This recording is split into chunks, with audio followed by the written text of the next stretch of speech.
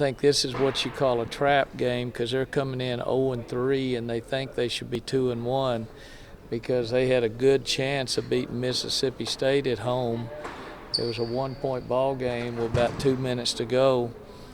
And, of course, Coach Schaefer said his team played horrible. We always do. That's coach talk.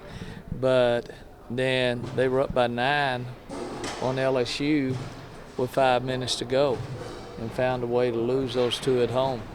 So Jimmy's going to come in. He's going to throw everything at us because he realizes that he's got an 8-player rotation. That's all he plays.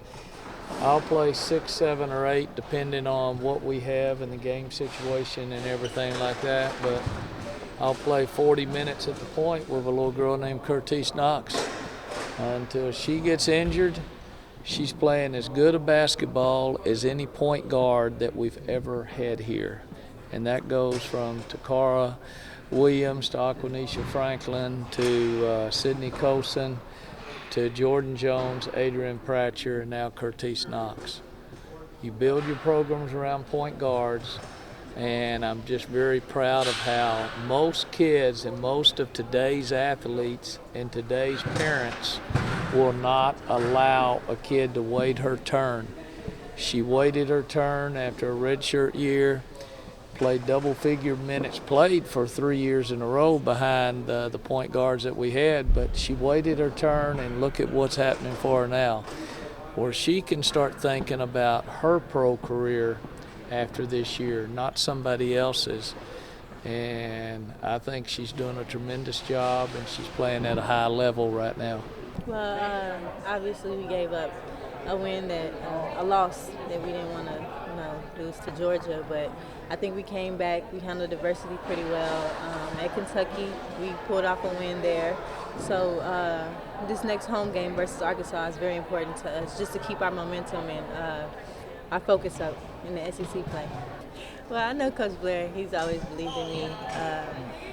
And I've had the opportunity to play behind great point guards and just learn from them. But as far as my scoring ability, I know in SEC that it's important for me to be a score first, pass second point guard, just to open up better shots for my teammates. They have one of the top 5 players in the SEC, Jessica Jackson. So I think one of the keys to this game is to shut her down early, make other players on the team have to score for them and create. But just play hard and dominate the rebounds like we did at Kentucky. Definitely have to keep practicing hard, keep playing hard. We have to come into every game like we don't want to lose. We want it more than them. We have to keep battling on the boards. You have to sprint back on defense. It's just the little intangible things, but I really just think we have to keep going hard in practice. When we don't practice well, you can really see it on the floor. Our starts are extremely slow, and when we don't practice well, I think we try to turn it on in the game, and that's not how it works. It's not how basketball works. You have to put in the work beforehand to be able to deliver when it's time. They definitely have a unique ability to change up lineups and still be able to deliver and be effective. So I feel like our ability to recognize who's on the floor, whether it's 0-0 out the 5 or if they have their true 5 in, I think it'll determine what kind of defense we play or who to attack on offense.